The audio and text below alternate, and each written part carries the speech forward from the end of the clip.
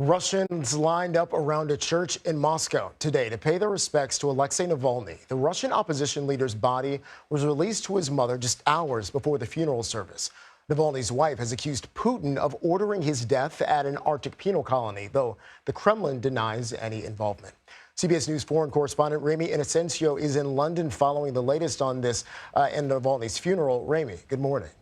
Jared, yeah, good morning there. The funeral for Alexey Navalny, as well as the burial of his body, are finished, but the crowds of mourners there, they're still gathering outside the cemetery. And now CBS News has learned that the police presence is also rising, that there are police vans building up there, and that there are vans blocking cell signals, and people are chanting, Navalny, Navalny, and Russia will be free. But so far, it's all been peaceful. But without a doubt, Russia's opposition to President Vladimir Putin has lost its most famous leader.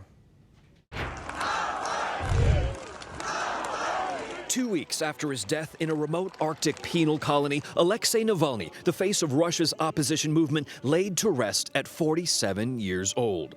Navalny's family and allies say they faced hurdle after hurdle just to get to this day.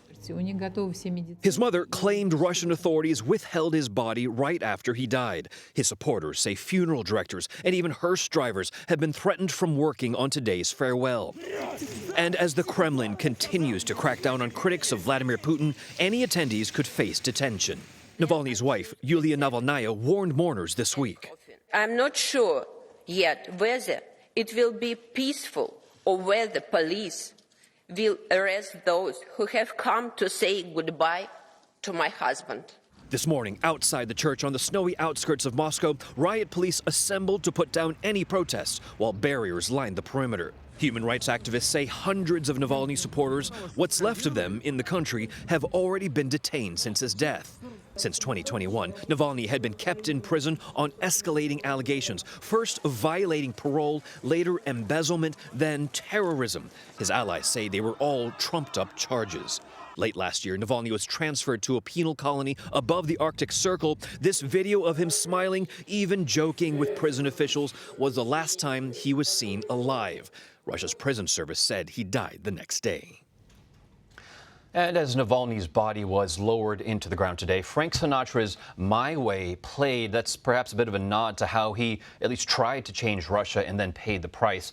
Thousands of mourners also held up flowers into the sky to pay their respects. That in their own act of mass defiance, and masked riot police all watched on. Now, Navalny's wife believes he was poisoned in prison, but the official death certificate says he died from natural causes. Interesting.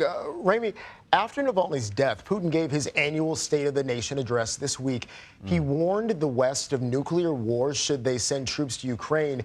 We see some of the dissent there around Navalny's funeral. How is Putin's rhetoric playing with Russians? Yeah, well, there are Putin's allies, supporters, and regular people who benefit from really the autocracy that is now in Russia, or at least those who survive in that system. And then there are the people who are unhappy and angry, but then they have little choice but to bear through it, right?